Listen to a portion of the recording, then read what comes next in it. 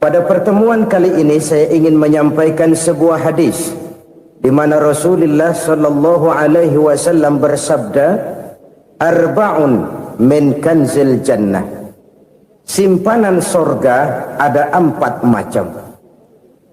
Yang pertama, ikhfa'us sadaqah, menyembunyikan sedekah. Saudara-saudara kaum muslimin, sebagaimana yang kita maklum bahwa Allah Subhanahu wa taala melebihkan sebagian rezeki dari kita terhadap yang lain. Ada yang kaya, ada yang setengah kaya, ada yang miskin, ada yang setengah miskin, dan selanjutnya. Ada yang gajinya kecil tapi penghasilannya gede. Ada yang penghasilannya gede tapi nggak punya gaji. Ada juga yang memang gajinya gede dan penghasilannya gede. Kelebihan rezeki merupakan sunnatullah dan tidak harus membuat kita merasa lebih dari yang lain. Bahkan sebaliknya, kelebihan itu harus membuat kita ringan tangan untuk menolong mereka yang memang memerlukan pertolongan. Kalau saudara diberikan ilmu, maka pertanyaan akhirat cuma satu: ilmumu kau amalkan untuk apa? Kalau saudara diberikan umur yang panjang, pengadilan akhirat juga bertanya satu: umurmu kau habiskan di mana? Tapi kalau saudara diberikan harta, pengadilan akhirat akan bertanya dua: hartamu kau dapat dari mana? Kau belanjakan kemana? Dari mananya ditanya, dan kemananya juga ditanya. Oleh karena kita akan dimintakan pertanggungan jawab, maka amanah yang bernama harta ini harus kita gunakan dengan sebaik-baiknya. Ada penggunaan yang merupakan kewajiban, itu zakat namanya. Ada penggunaan yang sewaktu-waktu, itu infak namanya. Ada yang lebih sewaktu-waktu lagi, dan itu sedekah namanya. Zakat dia terikat oleh haul dan nisab, oleh putaran batas waktu dan ukuran dari harta itu sendiri. Sedangkan infak terikat oleh situasi dan kondisi perekonomian seseorang. Sedangkan sedekah tidak terikat dengan apapun. Dalam kondisi seperti apapun kita bisa melakukan sedekah dengan yang terkecil sekalipun. Sampai-sampai Rasulullah sallallahu alaihi wasallam mengajarkan, la tahqiranna minal ma'rufi syai'an walau an talqa akhaka biwajhin talik. Atau ada hadis, tabassumuka fi wajhi akhika laka shadaqah. Senyumanmu kepada temanmu adalah sedekah. Jadi untuk melakukan sedekah tidak harus dalam berbentuk uang. Dengan ilmu kita bisa sedekah, dengan tenaga kita bisa bersedekah, dengan pikiran kita bisa bersedekah, bahkan senyum kepada teman itu pun sedekah. Jadi kalau sedekah dengan uang memang belum punya uang, nyengir aja banyakin. Itu asal pada tempatnya, jangan lalu ketemu tiang listrik cengengesan. Tentu tidak pada tempatnya dan tidak wajar. Nah, sedekah yang paling dicintai Allah adalah sedekah yang disembunyikan. Artinya jauh dari sifat riya. Kan kadang-kadang ada orang sedekah itu disebutkan namanya. Apa tidak bagus? Kalau memang niatnya ikhlas, ya bagus-bagus saja. Untuk memberikan sugesti kepada yang lain. Si Fulan bin Fulan nyumbang sekian, diumumkan. Boleh kalau niatnya untuk memberikan rangsangan kepada yang lain supaya dia menyumbang lebih besar dari orang tadi. Tapi kalau itu mendatangkan riya, maka sedekah yang paling dicintai Allah adalah sedekah yang disembunyikan. Tangan kiri saja tidak tahu apa yang diberikan oleh tangan kanan. Sedekah yang dilakukan dengan ikhlas akan merupakan perbendaharaan surga. Tersembunyi dari pandangan orang lain, tidak seorang pun tahu. Karena memang sikap yang baik adalah melupakan kebaikan dan mengingat kesalahan. Itu salah satu ciri orang bahagia. Orang yang selalu mengingat kesalahannya dan berusaha melupakan segala kebaikannya. Kalau dia akan berada kebaikan, dia tidak bisa ikut, dia merasa rugi karena dia merasa belum pernah berbuat baik. Tapi kalau akan melakukan kesalahan baru, dia ingat kesalahan yang sudah-sudah, sehingga terhalang baginya untuk melakukan satu kesalahan baru. Demikianlah saudara-saudara, bahwa Allah melebihkan rizki sebagian kita dari yang lain, agar terjadi tolong menolong dalam kehidupan ini. Jadi kesenjangan yang nature, kesenjangan yang alami, itu sunnatullah. Ada yang kaya, ada yang miskin, ada yang kelas menengah. Nah, kenapa lalu sekarang kita berusaha mengentaskan kemiskinan? Oleh karena adanya kesenjangan struktural. Kalau yang kaya bisa semakin kaya, kenapa yang miskin tidak bisa naik jadi ikut sedikit kaya? Sebab pada dasarnya Islam adalah agama yang sejak turunnya sudah berupaya memerangi kemiskinan. Bahkan dikatakan kemiskinan itu mendekatkan kepada kekufuran. Orang kalau miskin udah dekat banget sama kafir. Gampang menjadi kafir. Berapa banyak saudara-saudara kita yang oleh karena soal perut, oleh karena soal materi, terpaksa meninggalkan dan menanggalkan akidahnya. Menjual petunjuk yang diberikan Allah dengan kesenangan dunia yang cuma sebentar ini. Na'udzubillah, thumma na'udzubillah. Jadi makin kita sembunyikan satu sedekah, semakin banyak perbendaharaan kita di surga. Sedekah yang paling dicintai Allah adalah sedekah yang disembunyikan. Malahan ada seorang sufi, dia punya kebiasaan kalau pergi sholat Jumat dia bawa uang, itu uang dia taruh di bawah tikar masjid. Dia niat sedekah kepada siapa saja yang nemuin itu duit. Maksudnya apa? Supaya yang nemuin nggak tahu siapa yang punya duit. Demikian dia saking ingin menyembunyikan sedekahnya. Karena sifat ria itu bisa memakan amal kita sendiri. Ria itu termasuk menyebut-nyebut kebaikan kita. Orang yang suka nepuk dada, sedikit-sedikit ngitungnya kalau nggak gua. Tuh kalau nggak gua tuh. Tuh yang belah situ, kalau nggak gua, kalau nggak gua. Iya, kalau nggak lu kenapa emang? Orang yang suka menepuk jasa. Tuh biasanya memang begitu saudara-saudara. Kalau perang lagi berkecamuk, orang nggak sempat ngaku jadi pahlawan. Tapi begitu perang selesai, yang kagak kenal bedil ngaku pahlawan, mas. Itu sesuatu yang biasa. Oleh karenanya, orang-orang yang ikhlas dalam bersedekah, disembunyikannya sedekah itu, Allah cinta betul. Malahan ada hadis memberikan jaminan, inna sadaqatal mar'il muslimi tazidu fil umri wa tadfa'u mitatas su'i. Sesungguhnya sedekahnya seorang mukmin tazidu fil umri, bisa menambah umur panjang, wa tadfa'u mitatas su'i, dan menyelamatkan manusia dari mati secara su'ul khatimah. Jadi siapa yang kepengen panjang umur, banyaklah sedekah. Yang bosan hidup, pelit terus. Sedekah menambah panjang umur dan menyelamatkan manusia dari mati secara su'ul khatimah. Pak, katanya umur itu nggak bisa ditambah, nggak bisa dikurangin. Kapan? Kalau ajal sudah datang. Fa idza jaa ajaluhum la yastakhiruna sa'atan wa la yastakdimun. Kalau ajal datang tidak bisa dimajukan, tidak bisa dimundurkan. Itu kalau ajal sudah datang. Tidak bisa lagi umur ditambah dikurangi, sudah datang. Tapi kalau belum datang, itu kan haknya Allah. Mau ditambah, mau dikurangi, hak prerogatif Allah. Sebagai pencipta manusia, Allah maha kuasa dan maha mampu. Sedekah ini menambah panjang umur dan menyelamatkan manusia dari mati secara su'ul khatimah. Itu orang mati kan sama ya, kondisinya mati, nggak nafas. Tapi hakikat mati kan lain-lain. Ada yang mati itu husnul khatimah, baik akhirnya. Misalnya lagi ngaji mati, lagi sholat mati, lagi sedekah mati. Ini yang dinamakan dengan husnul khatimah, baik di akhirnya. Sebaliknya ada yang su'ul khatimah, jelek di akhirnya. Ini yang jadi catatan akhir.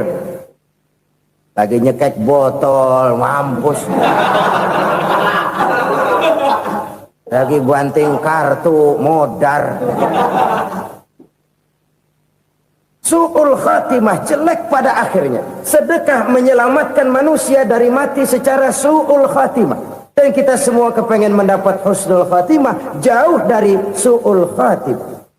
Oleh sebab itu yang bisa menyelamatkan kita dari penyakit itu antara lain adalah sedekah yang disembunyikan, yang dikerjakan dengan ikhlas karena Allah, tidak karena kepengen dipuji orang, tidak karena ingin dikatakan orang pemurah. Sebab orang dermawan itu orang yang memberi tanpa harus diminta. Kalau masih harus diminta, ya belum dermawan namanya, masih harus diminta. Kalau nggak diminta ya tulus, lolos, polos. Saudara-saudara kaum muslimin rahimakumullah, harta adalah amanat dan akan kita pertanggungjawabkan. Allah melebihkan rizki sebagian kita dari yang lain agar kita saling tolong menolong, bantu membantu. Nabi janjikan, siapa yang meringankan beban saudaranya muslim di dunia, Allah akan meringankan bebannya di akhirat nanti. Sebuah jaminan dari baginda Nabi. Si orang yang kita bantu barangkali tidak bisa membalas, Allah yang akan membalas lewat jalan lain yang tidak pernah kita sangka-sangka. Ada orang tanya, Pak, ini ada orang nyumbang masjid sambil marah-marah, bagaimana?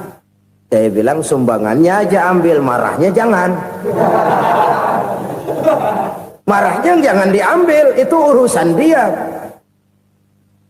Saudara-saudara kaum muslimin rahimakumullah, umat Islam ini kan umat yang punya potensi besar. Kadang kita merenung, kenapa kadang-kadang pembangunan masjid kok lambat sekali? Kalau hotel hari ini peletakan pertama, bulan depan peresmian. Supermarket hari ini peletakan batu pertama, minggu depan peresmian. Tapi kalau sudah yang namanya masjid, kadang-kadang peletakan batu pertama sekaligus jadi batu terakhir. 3 tahun, 4 tahun, campur nebar jalak di jalanan, duit dijaring kayak ikan sepat. Apa tidak ada orang Islam yang kaya? Banyak. Apa tidak ada pengusaha muslim yang jadi konglomerat? Ada. Lalu yang belum banyak itu yang komit terhadap nilai-nilai agamanya. Akhirnya kita jatuh jadi umat yang lemah. Belum ada pengusaha konglomerat muslim buka pabrik super mie cap bedug misalnya umpamanya atau pabrik kecap cap sorban supaya identitas keislamannya sedikit kelihatan. Kita jatuh jadi umat yang lemah karena potensi tidak terinventarisir dengan baik. Kita ini ibarat kompor yang cuma matengin nasi orang lain. Potensi kita dimanfaatkan oleh orang lain. Ukhuwah Islamiyah kita baru terbatas kepada silaturahmi. Ukhuwah di bidang ekonomi kita lemah, ukhuwah di bidang kebudayaan kita lemah, apalagi ukhuwah di bidang politik kita lebih rapuh lagi. Padahal ukhuwah itu adalah totalitas kehidupan manusia, menyangkut ipolek sosbud, memerlukan nilai-nilai ukhuwah.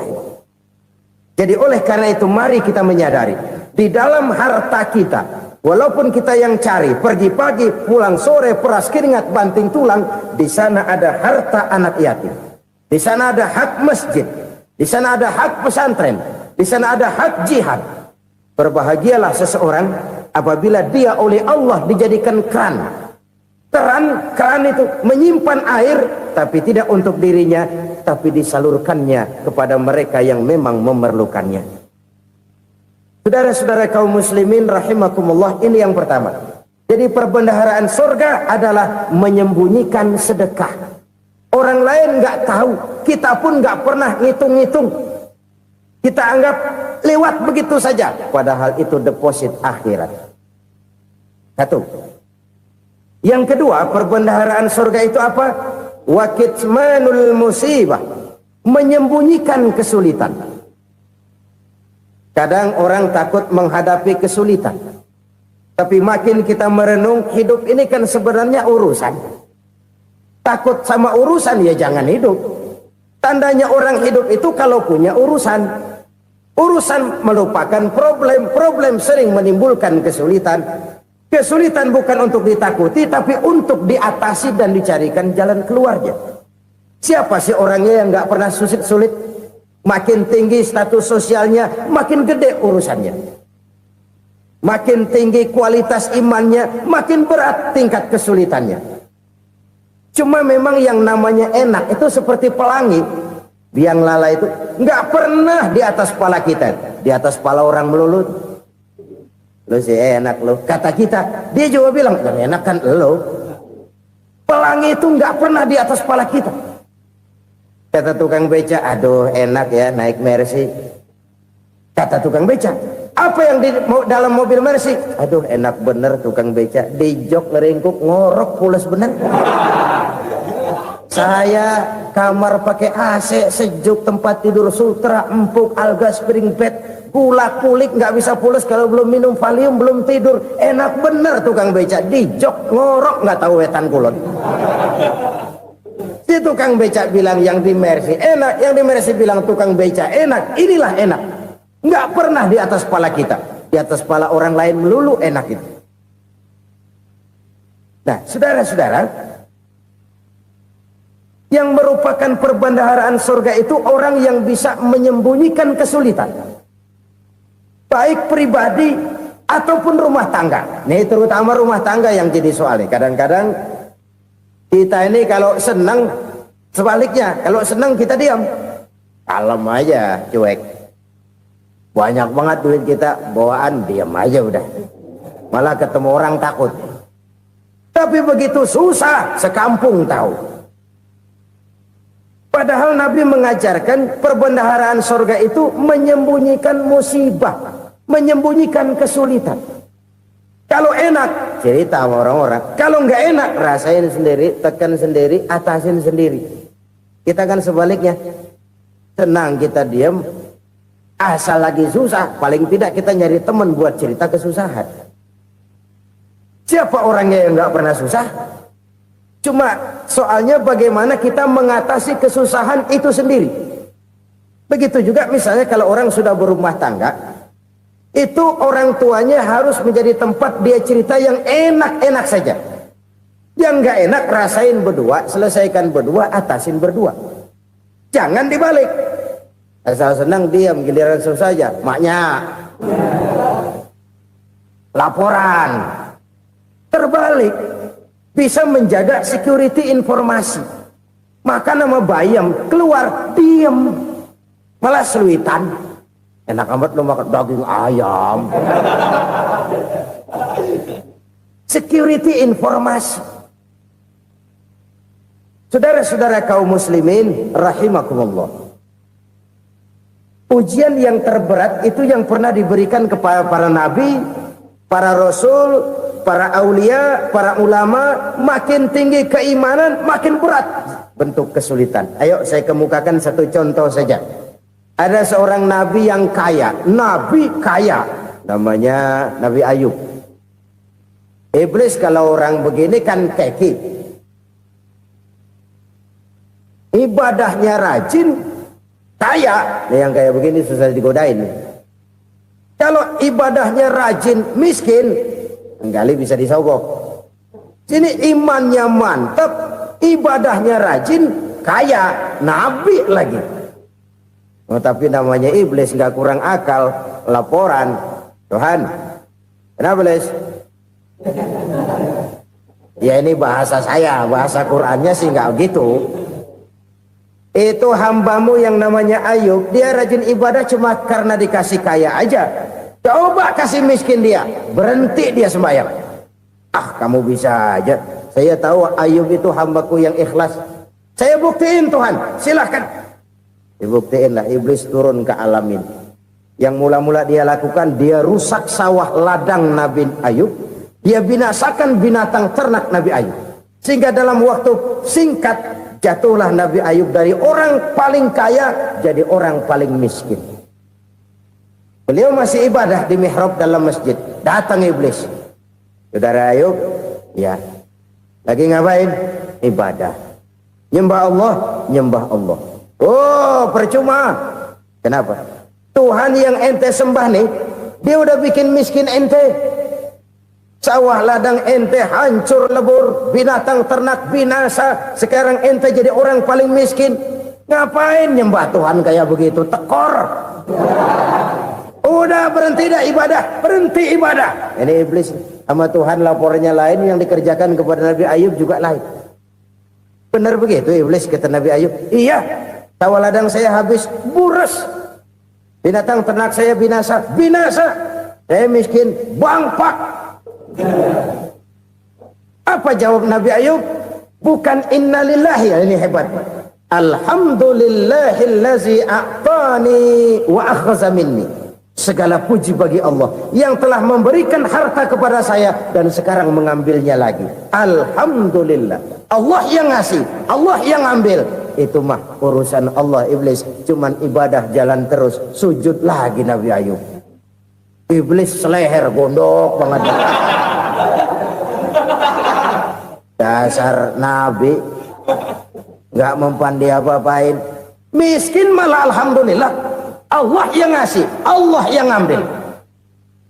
Jadi kalau kita tidak komit, kita tidak terikat kepada kaya, miskin, senang, susah, apa yang bisa bikin kita susah? Jadikan kekayaan, kemiskinan, jadikan senang susah sebagai anak buah yang bisa kita atur. Jangan kekayaan ngatur kita, jangan kemiskinan ngatur kita. Kita yang harus mengatur mereka. Senang susah, kaya, miskin, bahagia, sengsara, jadikan itu anak buah yang bisa kita atur. Kalau sekarang kita kaya, lain saat boleh jadi kita miskin, semiskin-miskinnya. Allah yang ngasih, Allah yang ambil. Tenaga mana yang bisa menghalangi? Ibadah jalan terus. Iblis makin gondok. Dasar Nabi loh. Akhirnya apa? Nabi Ayub dikerjain, diberikan penyakit. Demikian fatal penyakitnya. Bayangin, udah miskin sakit. Masya Allah. Miskin sakit. Sakitnya nggak lama, kira-kira 16 tahun. Istrinya 3, 2 mental minta ceraiin. Ngerawatin laki bengek begini. Senang belum tentu, susah udah pasti nih. Cerai aja, cerai dah. Cerai. Tinggal satu Siti Rahmah yang setia menemani beliau. Sesetia-setianya hati perempuan. Satu saat Siti Rahmah bilang, "Bang, iya, abang kan Nabi bang.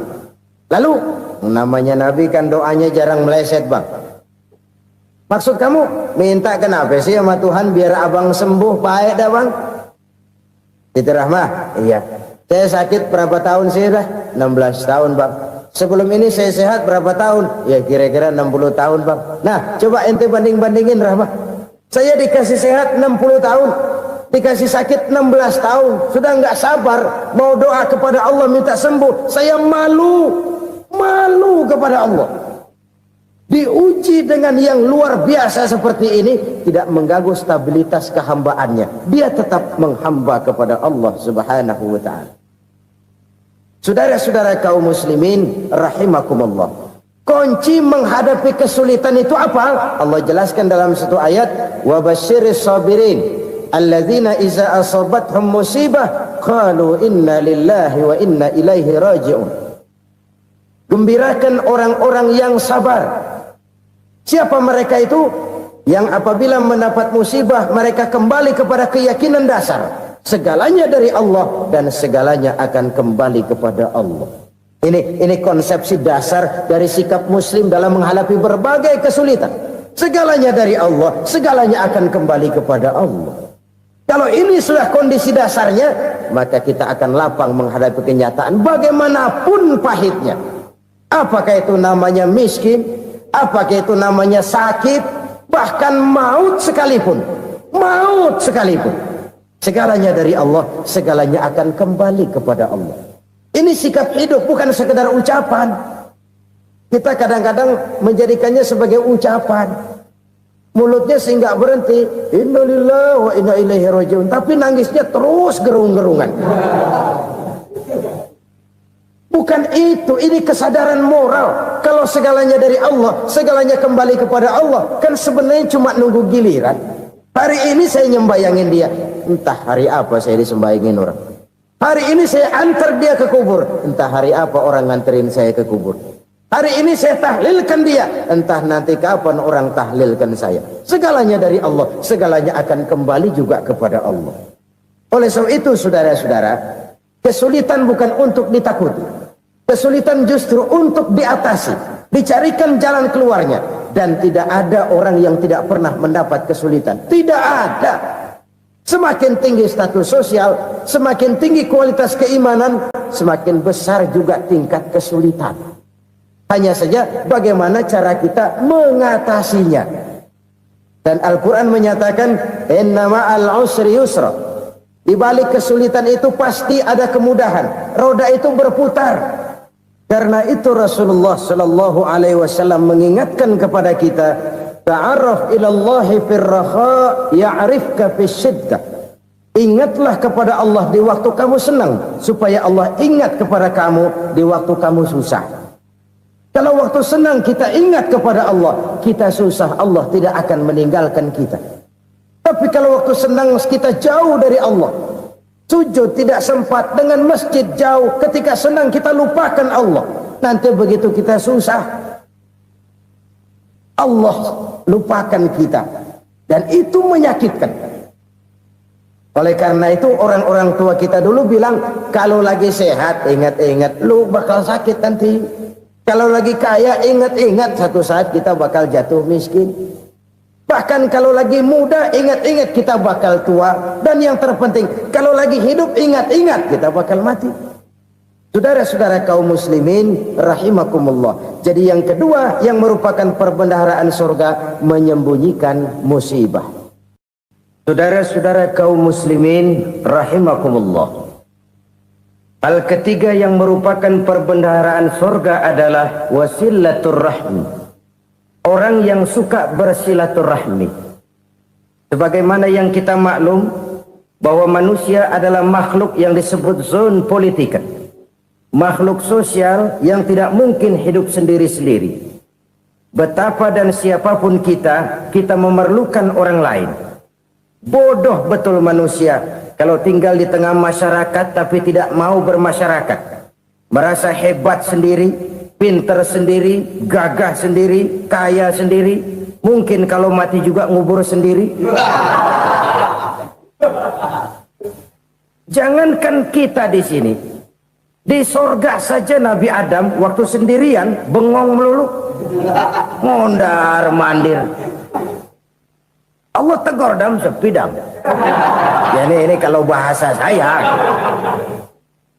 Iya Tuhan, sepi ini nggak ada colek-colekan pisan ini. Diciptakan Siti Hawa baru anteng Nabi Adam. Itu di surga. Cobalah. Umpamanya saudara tinggal di Jakarta nih. Kayak bener. Apaan aja di Jakarta punya saudara dah. Jembatan Semanggi ambil. Monas buntel bawa pulang. Hotel-hotel ambil semua. Cuman tinggal di Jakarta sendirian, apa enaknya? Betapa dan siapapun kita perlu orang lain. Tidak ada seorang pun yang bisa memenuhi kebutuhan hidupnya secara sendiri-sendiri. Nah, Islam telah menyelamatkan manusia dari ras diskriminasi. Mengikat manusia dengan persaudaraan yang berlandaskan kepada akidah. Karena itu dianjurkan bersilaturahmi.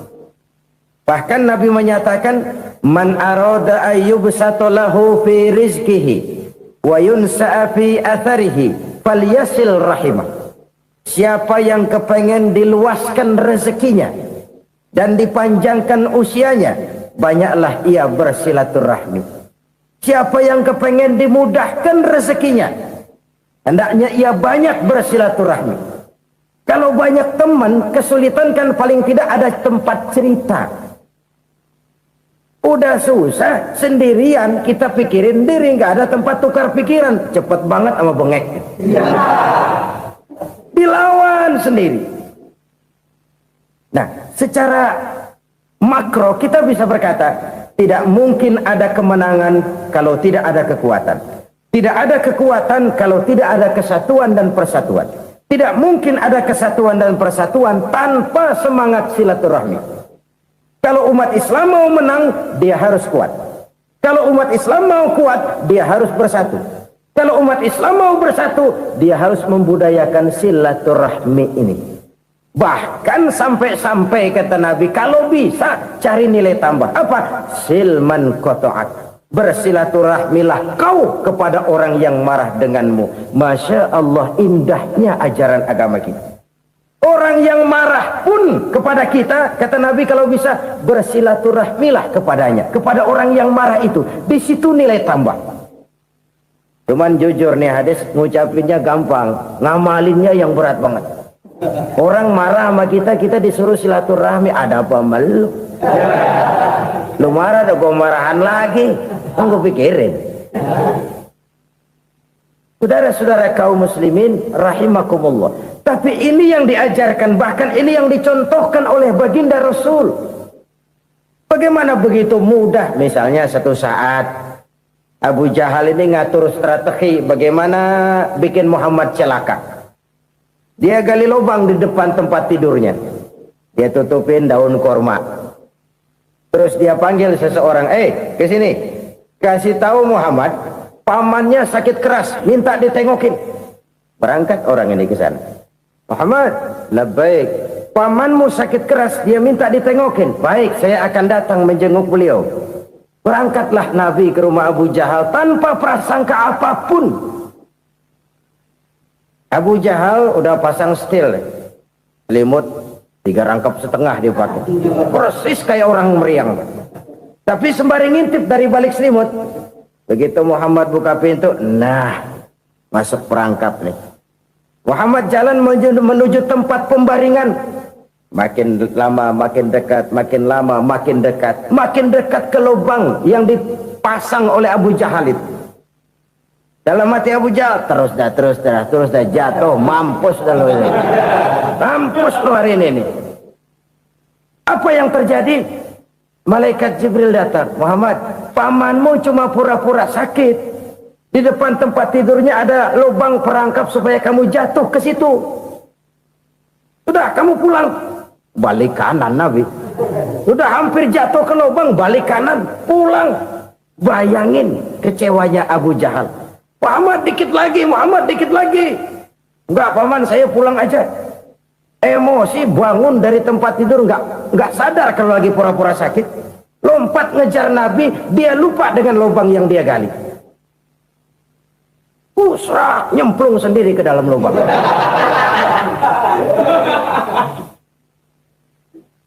Nabi terus berlalu.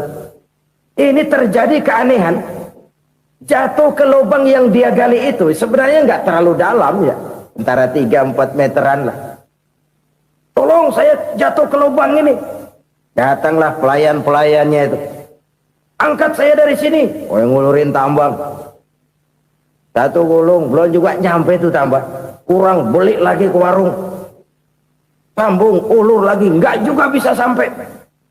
Wah, ini kerjaan Muhammad ini.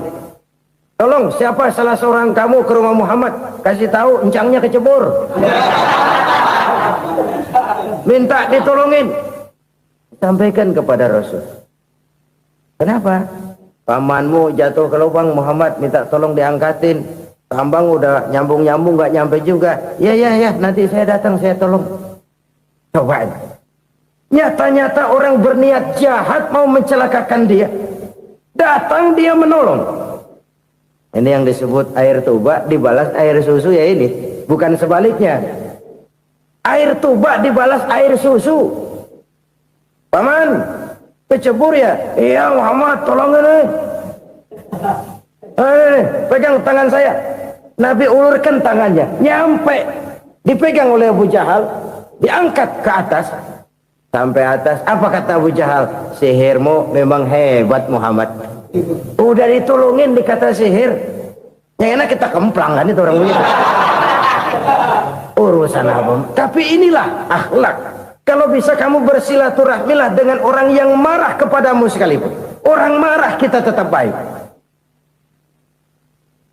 Kalau kita berbuat baik sama orang yang memang baik, rasanya sih biasa-biasa aja. Orang baik, kita baik lagi. Ya draw aja, belum ada nilai tambah di situ. Baru ada nilai tambah kalau kita bisa berbuat baik kepada orang yang nyakitin kita. Itu namanya kita setingkat di atas dia. Dia sakitin kita, kita berbuat baik sama dia. Dia pelit sama kita baik sama dia. Dia marahin kita deketin dia.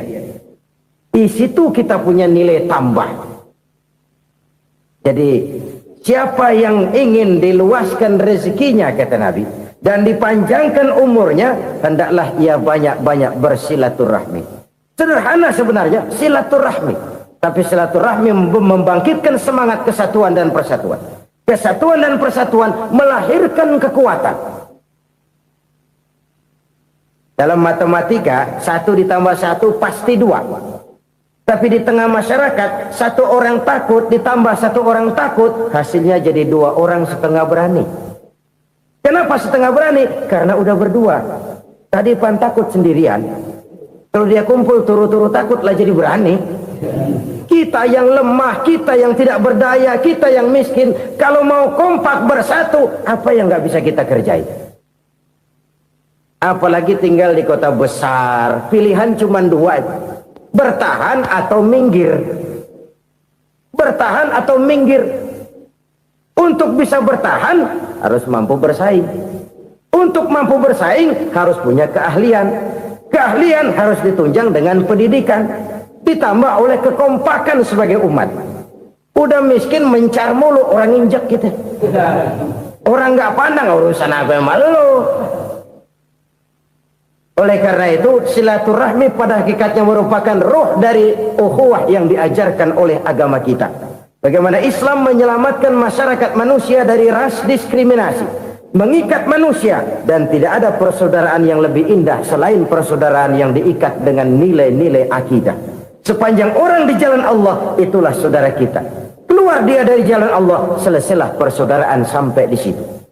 Karena itu, kalau ingin menyimpan sesuatu di surga, banyaklah bersilaturahmi. Datang ke rumah ini, datang ke rumah itu, dan lain sebagainya. Itu simpanan kita di akhirat nanti. Ini yang ketiga. Saudara-saudara, yang keempat, perbendaharaan surga itu apa? Wa qawlu la hawla wa la quwwata illa billah. Ucapan la hawla wa la quwwata illa billah. Ibadah kan ada yang berat, modalnya besar. Bangun masjid berat, modalnya besar. Bangun rumah sakit berat, modalnya besar.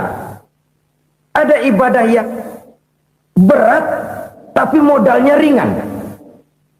Misalnya puasa. Puasa itu berat, mengendalikan nafsu. Kalau sekedar nggak makan nggak minum sih enteng, mengendalikan nafsu. Itu jihad terbesar, tapi kan modalnya ringan, cuma niat saja. Ini ibadah berat, modalnya ringan.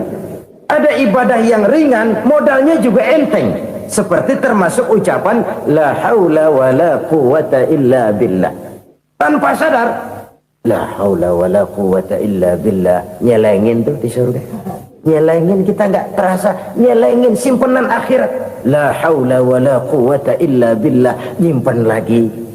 Kaget, la haula wa la quwata illa billah, nyimpan lagi, banyak simpanan. Walaupun sebenarnya yang dimaksud di sini adalah kesadaran batin bahwa tidak ada daya dan kekuatan kecuali Allah. Itu intinya. Kita memulai pekerjaan disunahkan baca bismillah, kan begitu. Apa itu? Kesadaran moral. Bahwa ini saya bisa kerjakan, saya kerjakan ini dengan menyebut nama Allah. Kenapa? Kalau Allah tidak memberikan daya dan kekuatan, mana mampu saya kerjakan ini. Maka saya kerjakan ini dengan menyebut nama Allah. Bismillah. Kesadaran moral. Manusia hanya wajib berusaha, tapi nggak pernah wajib berhasil. Banyak hal-hal yang kalau kita renungkan secara rasio nggak mungkin. Tapi jadi kenyataan. La haula wa la quwata illa billah. Tidak ada daya dan kekuatan kecuali bagi Allah semata-mata. Kesadaran moral akan kelemahan dan keterbatasan makhluk bernama manusia. Kadang kita kagum dengan otak, tapi kita sering lupa sama yang bikin otak. Padahal bagaimanapun hebatnya otak, yang bikin otak pasti lebih hebat dari otak. Nggak percaya, silahkan otak-otakan. Inilah kecenderungan.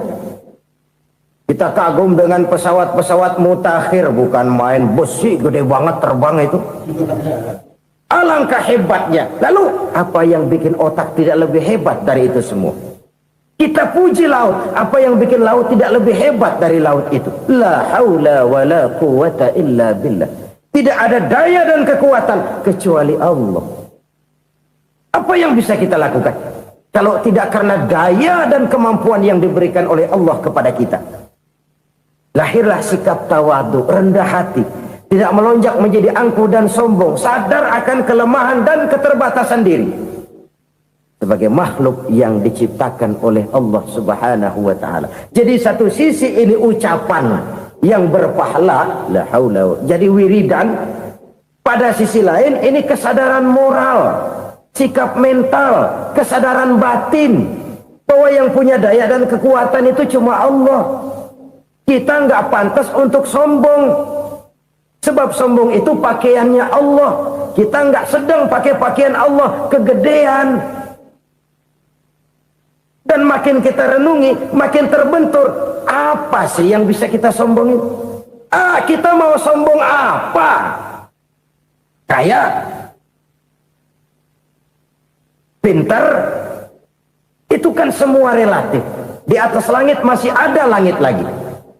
Jadi oleh karenanya, marilah kita menyadari, manusia hanya wajib berusaha, tapi tidak pernah wajib berhasil.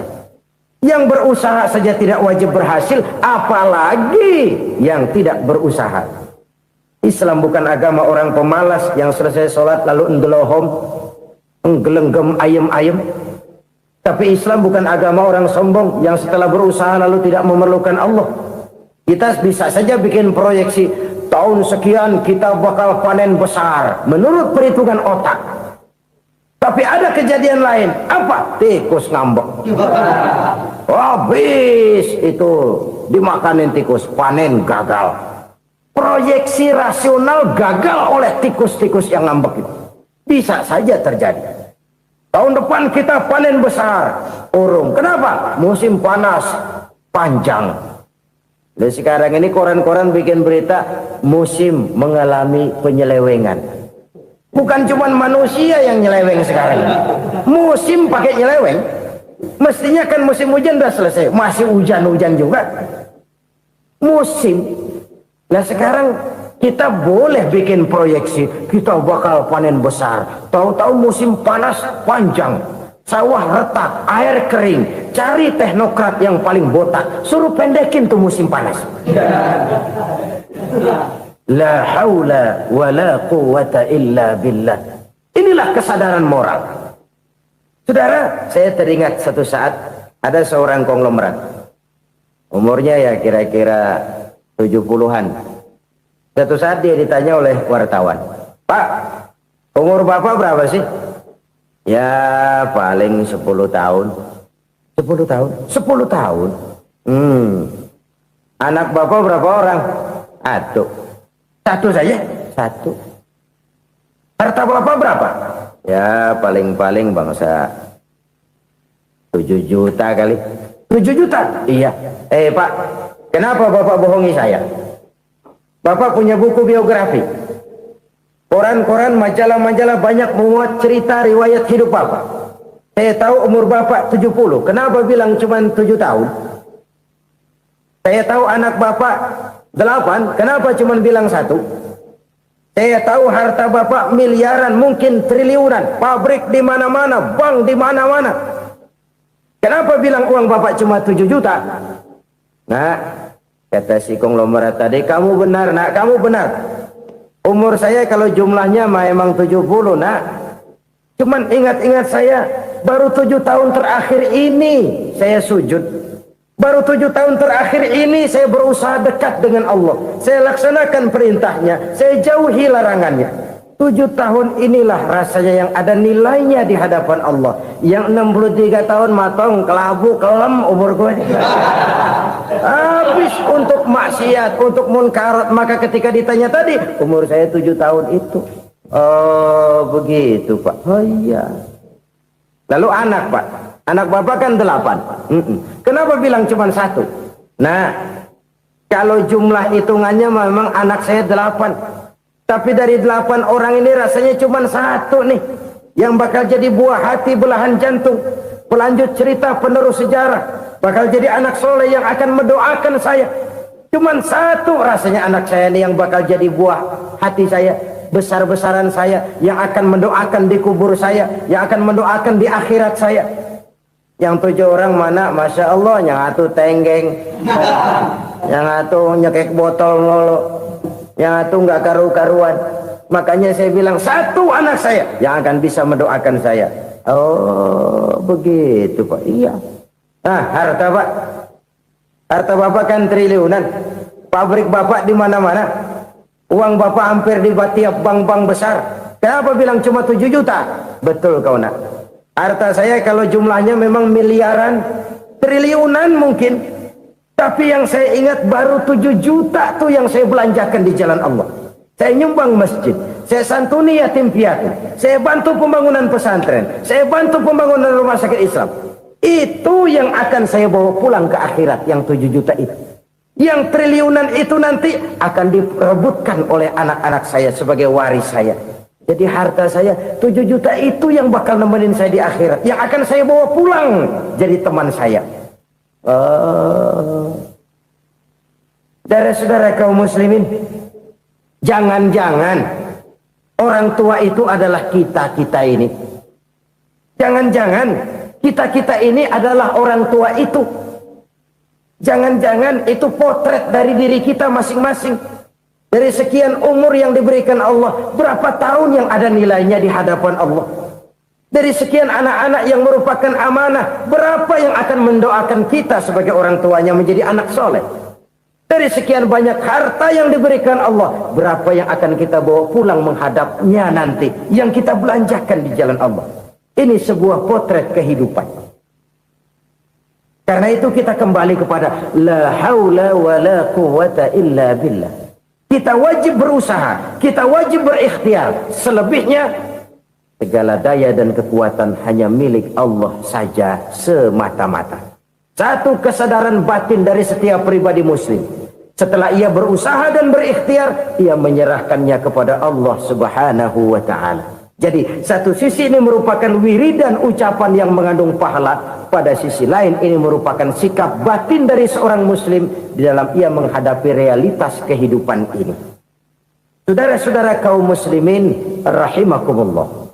Kalau ini kita jadikan satu basis kehidupan, maka ini akan menyelamatkan manusia dari kemungkinan tergelincir menjadi orang yang lupa diri dan lupa darat.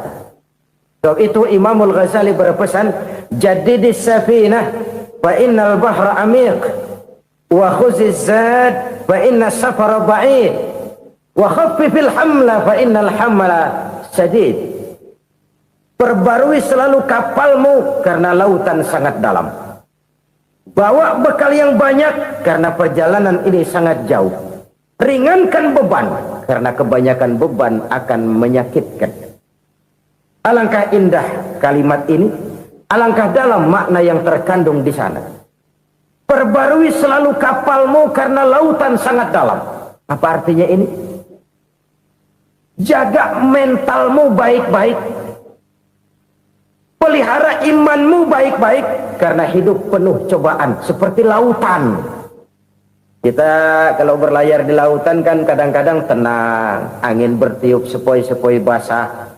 Jika malam datang, bintang gemintang bertabur menghias cakrawala. Rembulan memantulkan sinarnya dengan indah. Dalam keadaan begitu berlayar enak. Tapi lain saat ombak menggunung, halilintar menyambar, angin topan bertiup.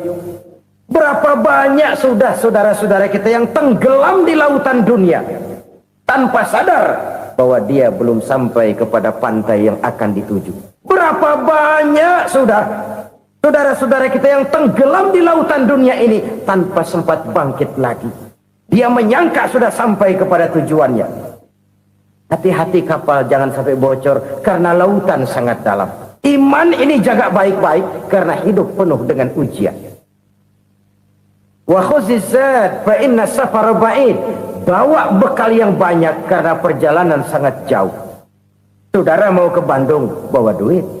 Saudara mau ke Surabaya, banyakan lagi duitnya. Saudara mau ke Mekah, gepokan, iketan tuh duit, nggak lembaran lagi. Makin jauh perjalanan, makin banyak bekal yang harus kita bawa. Kalau saudara dari Jakarta mau ke Surabaya, kagak bawa duit, berangkat juga, itu sih bukan berani namanya, nekat. Sampai Surabaya belum tentu, sengsara di jalan udah pasti. Kenapa? Nggak bawa bekal berangkat. Sama juga kita nih, misalnya belum sempat sembahyang, mati. Waduh, berani banget orang. Belum punya bekal, mati. Sengsara di jalan. Atau bekal tidak cukup. Dari Jakarta saudara mau ke Surabaya, bawa duit 500 perak. Paling jauh Cikampek nyampenya itu. Paling jauh itu. Antara jauhnya perjalanan dengan bekal yang saudara bawa tidak seimbang. Hidup ini perjalanan panjang. A walking tour. Dimulai dari alam arwah. Sebelum jasad diciptakan, roh diciptakan lebih dulu. Dari situ pindah ke alam rahim. Dari alam rahim pindah ke alam dunia. Dari alam dunia pindah ke alam barzah. Baru menuju akhirat. Satu perjalanan panjang. Kalau bekal tidak bawa, sengsara di jalan. Bawa bekal yang banyak karena perjalanan ini sangat jauh. Wa khaffifil hamla, ringankan beban karena beban itu cuma akan menyulitkan. Kalau bekal itu sih keperluan, tapi beban nggak kita perluin, cuma ngeberat-beratin. Apa ini beban? Dosa. Kecurangan, kebatilan, kesoliman, ketidakadilan, kesewenang-wenangan. Itu akan jadi beban kita di akhirat. Alangkah celakanya, perjalanan panjang, bekal tidak bawa, beban kelewat banyak. Alamat sengsara di jalan. Pahala tidak ada, dosa berlipat ganda. Na'udzubillah, summa na'udzubillah. Kalau kita rangkum nasihat Al-Ghazali dengan kisah si konglomerat tadi, kita akan mengambil kesimpulan. Pertama, bekal terbaik dalam menghadapi gejolak kehidupan ini tidak lain adalah iman. Yang kedua, pahala dan dosa. Dua hal kontroversial. Pahala adalah bekal, dosa adalah beban. Tapi kita sekarang kan tidak begitu terangsang kepada yang abstrak. Orang berlomba mencari yang konkret-konkret saja. Yang real. Kalau memang dosa, benjol dong. Kira-kira begitu. Kira-kira begitu. Persis orang Yahudi dulu. Orang Yahudi itu kan pernah minta kepada Nabi Musa. Ya Musa, lan nu'mina laka hatta narallaha jahrah. Musa, kami nggak bakal mau beriman kepada Allah kalau belum kami lihat Allah ada nongkrong di depan kami. Kalau memang Tuhan ada, taruh dong di depan kami. Mau yang konkret-konkret saja. Kalau memang dosa, benjol dong. Kalau memang pahala, berasa dong. Orang terangsang kepada yang real, yang konkret-konkret saja. Karena itu, untuk mengejar dosa, orang mau bayar. Tapi untuk mengejar pahala, walaupun tidak bayar, orang segan. Ini yang dikatakan oleh Nabi, kamu mengharapkan ke surga, tapi kamu berat melaksanakan sesuatu yang bisa membawa kamu ke surga. Kamu ingin jauh dari neraka, tapi tiap saat kamu lakukan perbuatan-perbuatan yang justru menjerumuskan kamu ke neraka. Idda'aitum an-najata minan nar wa ramaitum fiha anfusakum. Kamu ingin selamat dari neraka, tapi kamu lemparkan diri kamu ke neraka. Kamu ingin masuk surga, tapi berat sekali kamu melakukan perbuatan-perbuatan yang bisa menyampaikan kamu di surga. Saudara-saudara kaum muslimin rahimakumullah. Jadi hal keempat yang merupakan perbendaharaan surga adalah la haula wa la quwata illa billah. Satu sisi ini merupakan ucapan yang memperberat timbangan akhirat. Pada sisi lain ini merupakan sikap hidup seorang muslim. Kesadaran batin yang sangat dalam bahwa tidak ada daya dan kekuatan kecuali Allah. Dan itu kita simbolkan pada saat memulai pekerjaan dengan Bismillah, dengan menyebut nama Allah. Satu kesadaran moral, saya hanya bisa melakukan ini karena diberikan daya dan kekuatan oleh Allah. Lahirlah sikap tawadu, rendah hati, tidak melonjak menjadi angkuh dan sombong. Saudara-saudara, sampai sini dulu jumpa kita kali ini. Semoga 4 perbendaharaan surga ini dapat kita lakukan, yang kelak akan merupakan bekal kita di kemudian hari nanti. Amin ya rabbal alamin. Terima kasih atas segala perhatian, mohon maaf atas segala kekurangan. Usikum wa iyaya bitaqwallah. Wassalamu alaikum warahmatullahi wabarakatuh. Waalaikumsalam warahmatullahi